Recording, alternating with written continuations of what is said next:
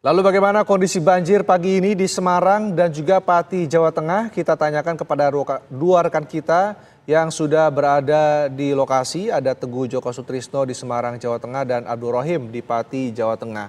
Pertama kita ke Semarang terlebih dahulu dengan Teguh. Teguh, bagaimana kondisi banjir pagi ini? Apakah sudah surut? Terima kasih.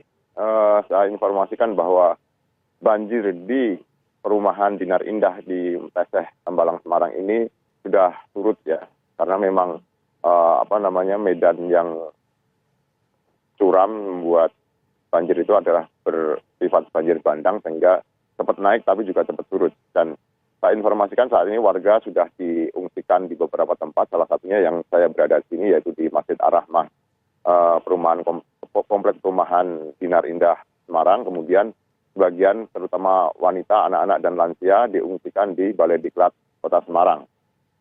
Dan saya informasikan pula bahwa korban dari banjir di sini ada 2 orang. Yang pertama adalah warga dari perumahan Dinar Elok, yang kedua adalah warga dari Kelurahan Rawasari, sama-sama di Kecamatan Tembalang.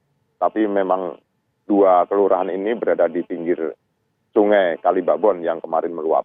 Kemudian ada 1 lagi warga yang meninggal terdampak dari cuaca ekstrim yang terjadi di Semarang kemarin, yaitu di Kelurahan Pudak Payung ya, maksudnya Kecamatan Banyumanik. Ada longsor di Pudak Payung di perumahan P4A yang salah satu warganya di situ terdampak longsor, ada yang 1 orang yang meninggal. Demikian, Rindra. Baik, lalu akibat dari banjir bandang ini kan penyebabnya adalah tanggul Sungai Babon yang meluap. Ini bagaimana kondisinya pagi ini di lokasi tersebut? Ya, saat ini di lokasi perumahan sendiri dipenuhi dengan lumpur termasuk di dalam rumah. Sementara tanggul Kali Babon kemarin ada 1 titik yang jebol. Dan Kali Babon ini tidak hanya mengaliri daerah sini ya, karena terus dia mengarah ke Semarang. Salah satunya kemarin ada yang terdampak yaitu di perbatasan antara Kecamatan Tembalang dengan Meranggen ya, di Demak. Di situ ada 1 pemukiman juga yang terkena banjir dari limpasan Kali Babon ini. Kemudian di daerah hilir ada juga sampai ke Sayung ya, di Sayung itu juga Kali Babon sampai sana. Dan kemarin saya mendapat kabar bahwa Kali Babon yang ada di Sayung ini juga meluap gitu.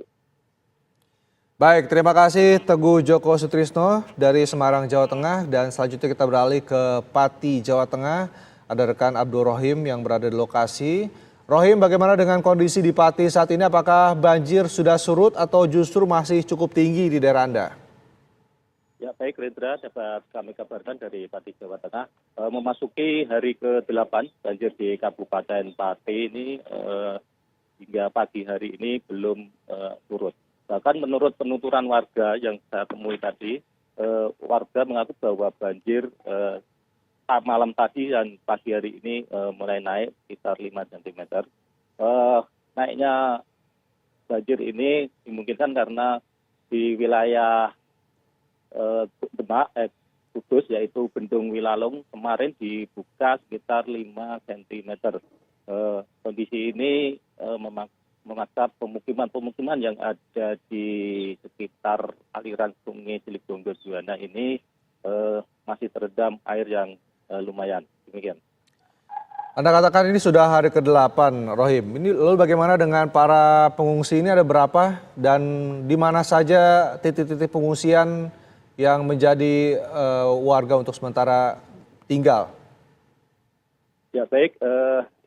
Ini merupakan di Pati ini, banjir di Pati ini merupakan banjir rutin tahunan ya, bisa dibilang seperti itu. Dari tiap musim penghujan dengan intensitas tinggi pasti akan kebanjiran di desa-desa yang ada di sekitar Sungai Ciligonggo ini.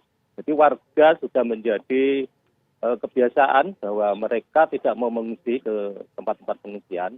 Ya, ada sebagian yang memang yang rumahnya terendam cukup dalam itu mereka mengungsi ke tempat saudaranya di luar desa yang tidak terendam banjir atau di rumah-rumah tetangganya atau keluarganya yang tidak terendam banjir.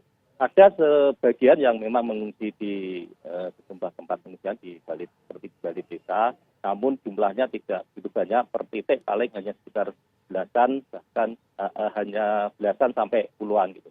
Sementara itu karena lama ini kebanjiran, warga kini saat ini mulai banyak yang mengeluhkan bantuan sembako karena memang warga ini sudah lama tidak bisa bekerja karena areal pertanian sudah terendam banjir dan aktivitas mobilitas keluar masuk desa juga terendam banjir. Jadi mereka banyak yang mengeluh untuk mendapatkan bantuan sembako. Untuk kebutuhan makan sehari-hari memang banyak dari para relawan yang mengirimkan bantuan ke rumah-rumah. Jadi untuk makan sangat tercukupi dan pemerintah Kabupaten Pati juga sudah membuka beberapa posko dapur umum untuk mensuplai kebutuhan makan sehari-hari dari warga korban banjir ini. Demikian, Fitra.